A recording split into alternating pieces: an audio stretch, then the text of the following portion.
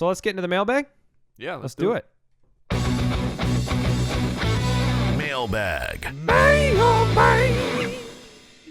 All right. Straight up trade question. Straight up. Mike Evans for James Jones. Would you do that trade? Ooh. How insane is that trade? What a world we live in. A just crazy world, and everything I saw from the Packers tells me I'm not sure. I am still going to take the Mike Evans side. I am probably the least high of the three of us on Mike Evans, so I would be surprised if either of you don't. However, I think when Devontae Adams comes back, he's still going to be the number 1 or 2 in targets, and so I would take Mike Evans. I would take Mike Evans. I would take Evans. Let me throw this out there before we get to the next question. Would either of you guys like to make a water bet with me? Yeah. I would love to. We were talking before the show about Eddie Lacy. Obviously, his workload has been a little bit problematic. We also talked about Arian Foster, and so I'd love to make a rest of season bet. So put this in there. This would be from week 5 on, rest of season, Lacy versus Foster. I take Foster. No injury clause on either side. What do you think? Absolutely. Are you guys both in? Down, yes. Water bet. Arian! Breaking news, Arian Foster is dead. No, he's not dead. He's fine. He's playing on Thursday, and then you guys are going to regret the deal. He's your number 2, right? Correct. Yeah, okay. I've taken away the number 1 from my rankings so that they're protected. Or I put Eddie Lacy's my new number 1. There you go. Lacy's fine. Lacy's totally fine. He's great. I mean, he's going to have huge games this year, but he's also sharing some snaps. He hasn't had a big game this year, and he's got a little ankle problem too.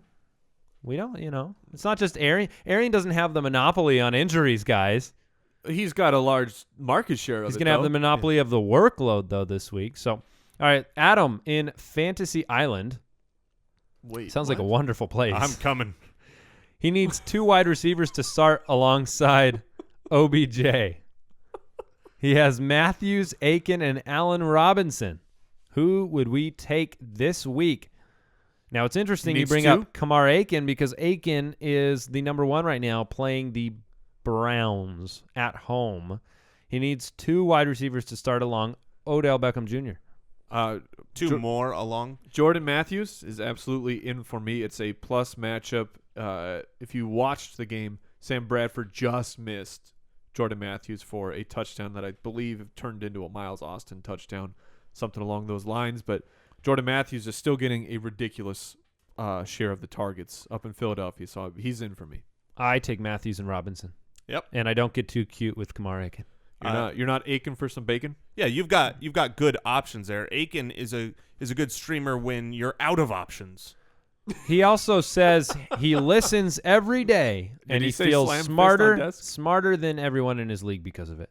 Wow, thanks. You like Yogi Bear? I wouldn't have mentioned it if that wasn't a complete fact. All right, Dave in Boston. Sammy Biscuits, Sam Bradford, or Carson Palmer at quarterback. Ooh, man. Dun, dun, dun. Cardinals playing the Lions. It's on the road.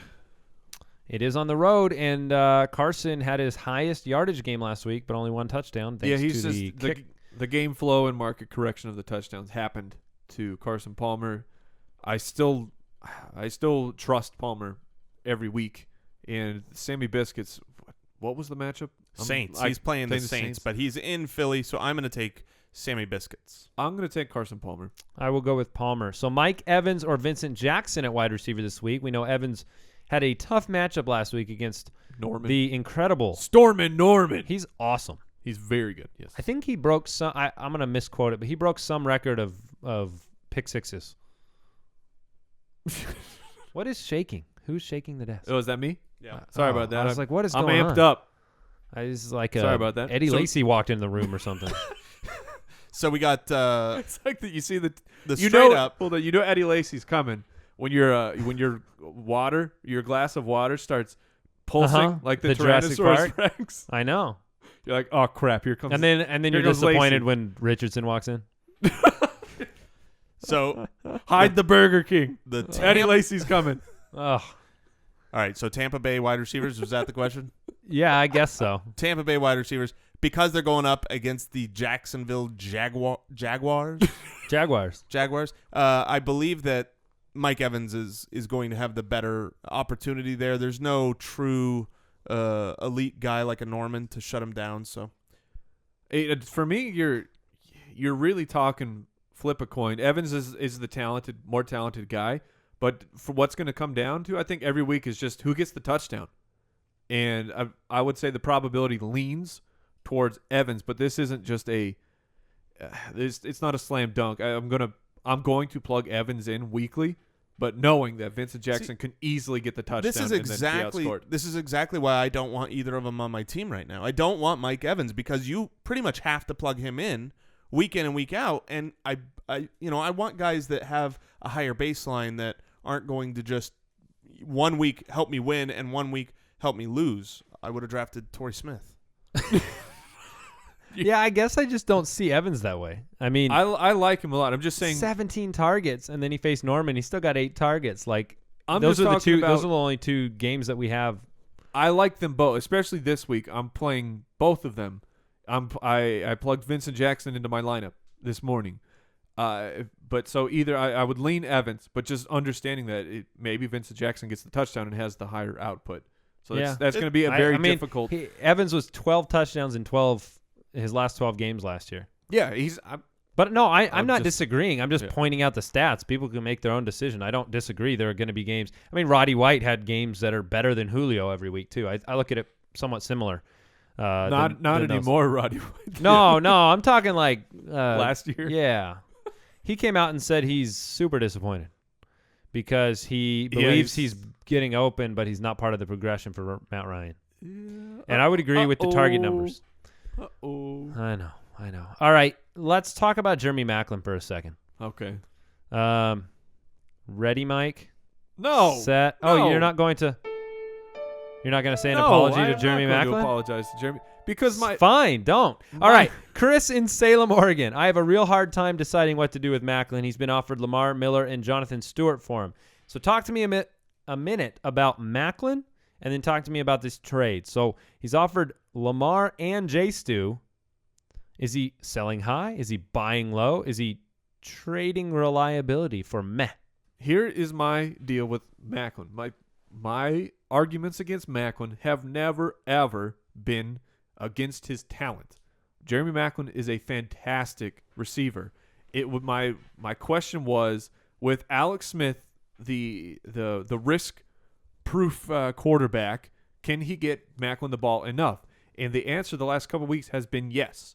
And his target share is, I think, close to 30% of the targets every single week. So, yeah, moving forward, Maclin is absolutely a guy. And I would not trade him right now for Miller and Stewart.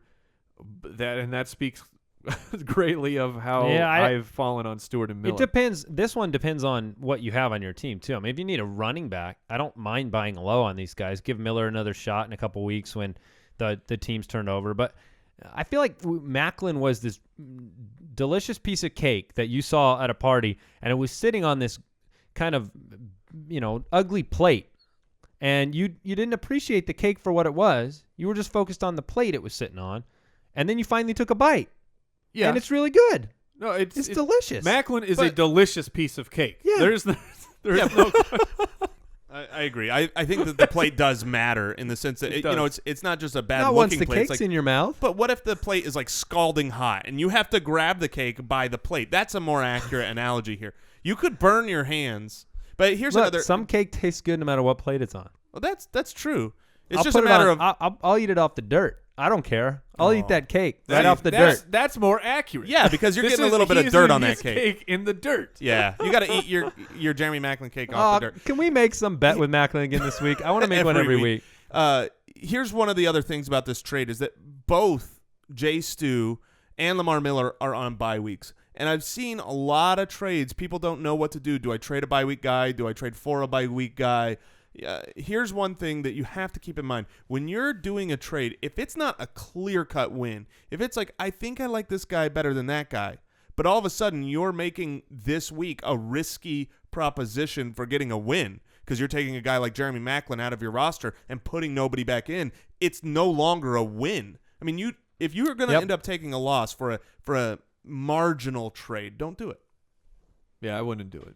I agree with that. And just speaking to Jason's point, if you want to trade for a guy this week, if you believe in him, and I'd love to hear you guys' opinion, but I would consider trading for Dion Lewis because he's coming off of his bye week, so he doesn't have a bye the rest of the way. So if you can swap a similar guy, this isn't hot tip, okay? Hot fantasy tip for the pro player.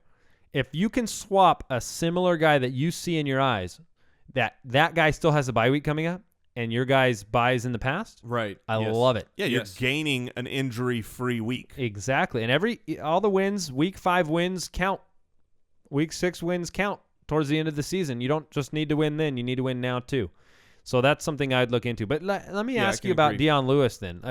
Rest of season, what are your thoughts on him? I mean, you've had 3 weeks? Yeah, 3 weeks of looking good, and he's getting the snaps, which it's so hard because of the abuse that we have taken as fantasy players from Belichick's running back situation. It's still very difficult in my heart and in my soul to really buy into Lewis, but I am. What did you see on tape, Jason? When me and you were debating a trade, and you can kind of answer this one, Mike, too. He's trying to get Alshon Jeffrey from me, and he's offering me packages with Dion Lewis, different packages.